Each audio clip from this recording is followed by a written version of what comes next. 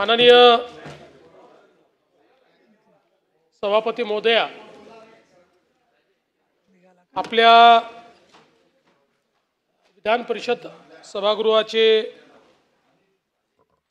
विरोधी पक्षनेते सन्माननीय अंबादासजी दानवे यांच्या या सदस्य काळातल्या निवृत्तीच्या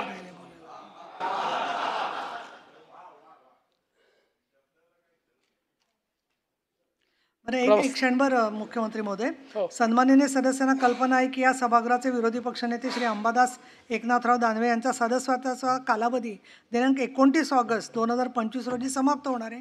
या सन्माननीय सदस्यांना निरोप देण्यासंबंधीची बाब आता घेण्यात येत आहे. माननीय मुख्यमंत्री बोला. त्यामुळे ही आपल्या विधान परिषदेत एक चांगली प्रथा आहे की आपले जे निवृत्त होणारे सदस्य असतात त्यांचा निरोप समारंभ आपण करतो. याचं कारण हे जे सभागृह आहे हे नियमित चालणारं सभागृह आहे, कधीच डिझॉल्व होत नाही. आणि म्हणून ही एक चांगली प्रथा या ठिकाणी आहे आणि त्या प्रथेला अनुसरूनच अंबादासजी एकनाथराव दानवे हे 29 ऑगस्टला विधान परिषदेतून निवृत्त होत आहेत. तसे अजून 44 दिवस शिल्लक आहेत. तथापि आपली ही प्रथा आहे की समजा पुढच्या अधिवेशनाच्या आधी जर ते निवृत्त होत असतील तर आपण त्या अधिवेशनामध्ये तशा प्रकारचा प्रस्ताव या ठिकाणी घेतो. खरं म्हणजे दानवे साहेबांचा जन्म हा 8 डिसेंबर 1970चा आहे. म्हणजे माझ्यापेक्षा ते लहान आहेत. मी 22 जुलै 70चा आहे. पण दानवे साहेब एक गोष्ट तुम्हाला सांगतो, जोपर्यंत राहुल गांधी युवा नेते राहतील तोपर्यंत आपण दोघेही राहू शकतो. कारण आपल्या दोघांपेक्षाही म्हणजे माझ्यापेक्षाही 6 महिने मोठे राहुलजी आहेत. तुम्ही चिर युवा आहात.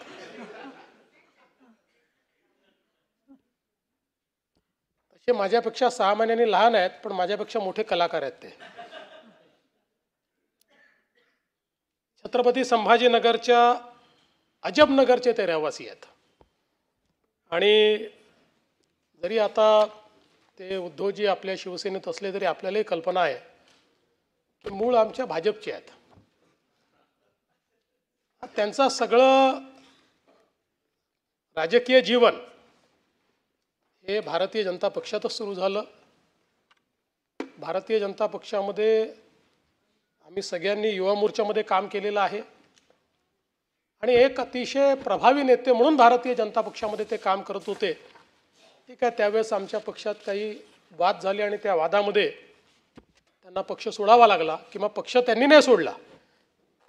त्या वादामध्ये पक्षाने त्यांना सोडलं आणि मग ते तेव्हाचा आमचा मित्रपक्ष, ते आमचा मित्रपक्ष आहेच, फक्त थोडे काही बदल झाले आहेत.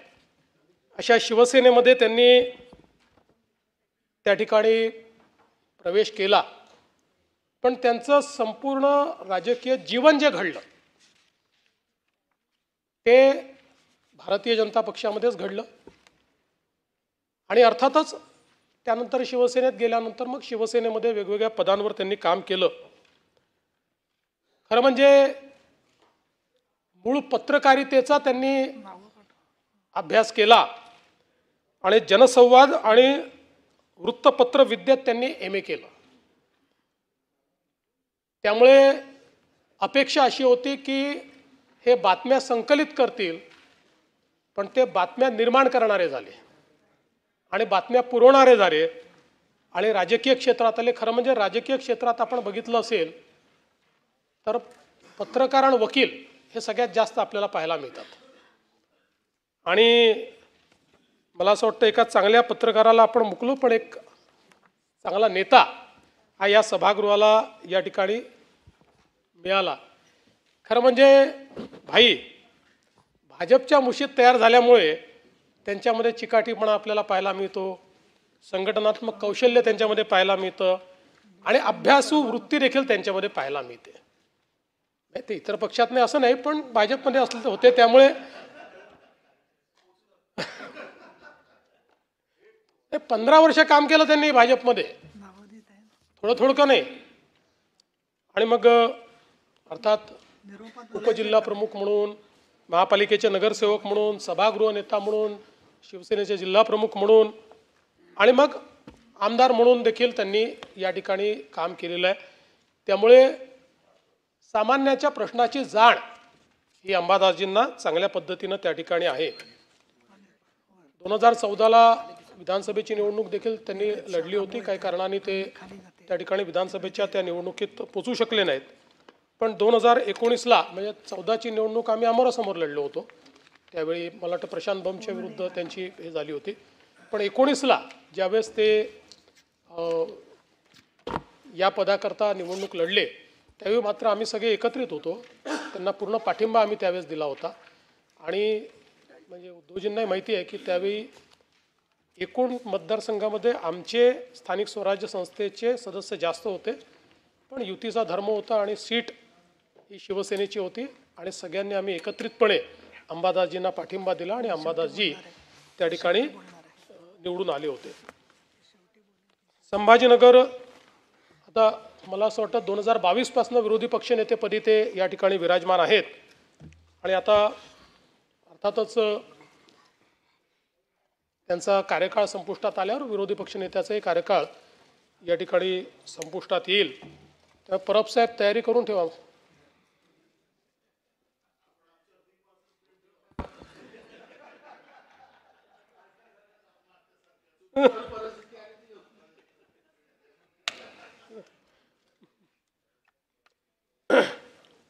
संभाजीनगर जिल्हा बँकेत संचालक, मातृभूमी प्रतिष्ठान, अखिल भारतीय वारकरी महामंडळ, जिल्हा हँडबॉल संघटना, जिल्हा योग संघटना, स्वामी समर्थ प्रतिष्ठान अशा अनेक संस्थांशी त्यांचा अतिशय निकटचा संबंध आला आहे.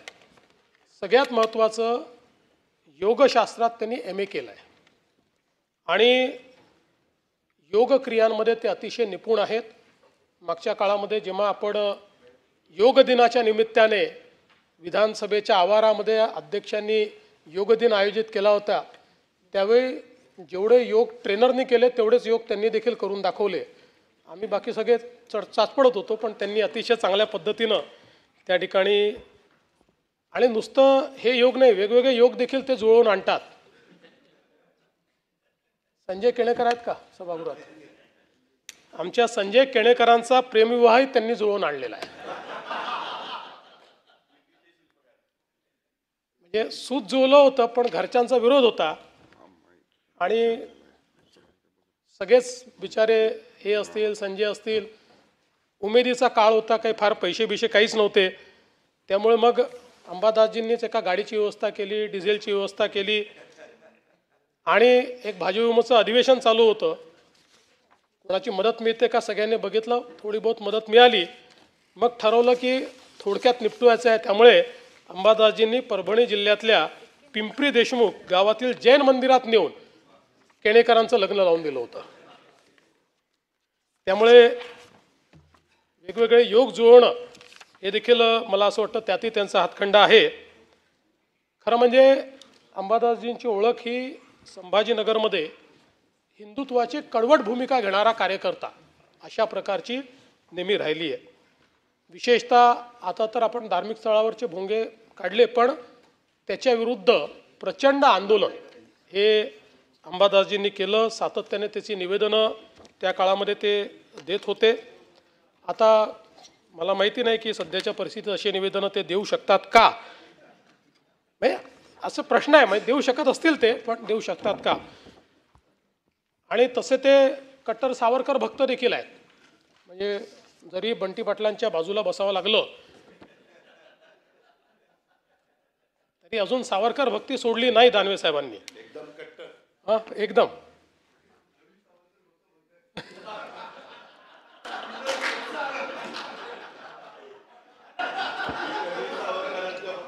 नाही, असं नाही आहे. नाही, ते ज्या पण नाही नाही असं नाही आहे. ते ज्या पक्षात ते ऐका हो अजितदादा, ते ज्या पक्षातून आले ना त्या पक्षाचे जे सर्वेसर्वा तेव्हा होते शरद पवार साहेब, सावरकरांच्या स्मारकाला जागा पवार साहेबांनी दिली. त्याच्यामुळे त्यांचा सावरकरांना कधीच विरोध नव्हता पवार साहेबांचा. किंबहुना त्याच्या उद्घाटनाच्या कार्यक्रमालाही पवार साहेब होते आणि पवार साहेबांनी त्यावेळेस सावरकरांबद्दल काय तेव्हा पवार साहेब काँग्रेसमध्ये होते. हे आमची अपेक्षा हीच आहे की किमान तुम्ही तिकडे असण्याचा तेवढा तरी फायदा झाला पाहिजे. आणि राहुल गांधींना हे समजलं पाहिजे की इंदिराजींनी देखील पत्र देऊन सावरकरांचं कौतुक केलं होतं. पण आपला आजचा मुद्दा नाही येतो. मी हे किती सावरकर भक्त आहे